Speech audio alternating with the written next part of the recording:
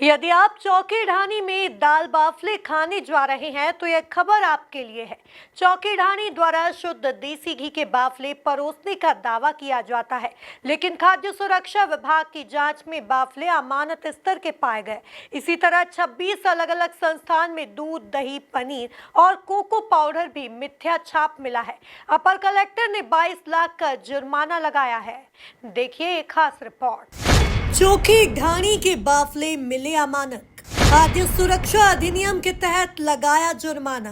दूध, paneer, cocoa powder सहित अन्य खाद्य सामग्री मिली मिथ्या छाप।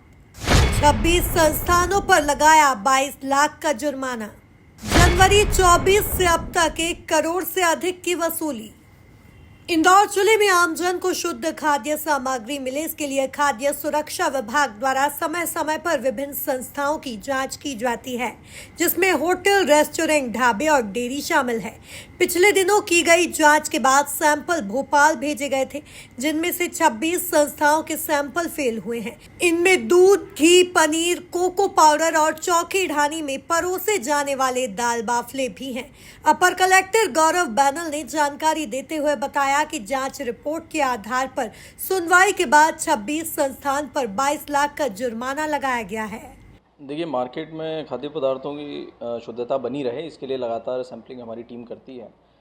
यदि सैंपल फेल होता है, मिथ्याचाप या अवमानक की कैटेगरी में आता है, तो हमारे यहाँ से नोटिस जारी होता है, सुनवाई होती है, पक्ष समर्थन का अवसर दिया जाता है और उसके पश्चात यदि प्रमाणित पाया जाता है कि अवमानक या मिथ्याचाप कैटेगरी कोई पदार्थ की मिली है, तो उसमें फिर जो है दंडिक कार्रवाई की जाती है, पेनल्टी अधिरोपित की जाती है। तो इसी तारतम्य में इस सप्ताह तकरीबन 26 केसेस में लगभग 22 लाख की पेनल्टी अधिरोपित की गई है, जिसमें अवमानक और मिथ्याचाप दोनों तरह की कैटेगरी शामिल हैं।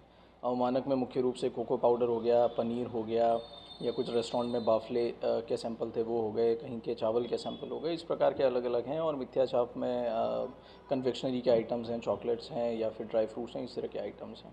कुछ कंपनीज़ हैं, 26 में कुछ कंपनीज़ भी शामिल हैं। इससे पूर्व भी अपर कलेक्टर न्यायालय से अलग अलग संस्थानों पर जुर्माना लगाया गया है, जिसकी वसूली भी सख्ती के साथ की जा रही है। अपर कलेक्टर गौरव बैनल के मुताबिक जनवरी 2024 से अब तक 1 करोड़ से अधिक की राशि वसूली जा चुकी है। देखिए, इनमें तो जो रूटीन में हम लोग नोटिस जारी करते हैं, यदि पैसा राशि जो है वो जमा कर देते हैं पेनल्टी के जो अधिरोपित की गई है, तो ठीक है, अन्यथा की स्थिति में उनका लाइसेंस निरस्ती की कार्रवाई की जाती है। और जनवरी 2023 से 8 दिनांक तक तकरीबन 1 करोड़ की वसूली की जा चुकी है। कलेक्टर के निर्देश पर खाद्य सुरक्षा विभाग द्वारा लगभग रोज खाद्य सामग्री की सैंपलिंग की जा रही है, जिसे जांच के लिए भोपाल भेजा जाता है।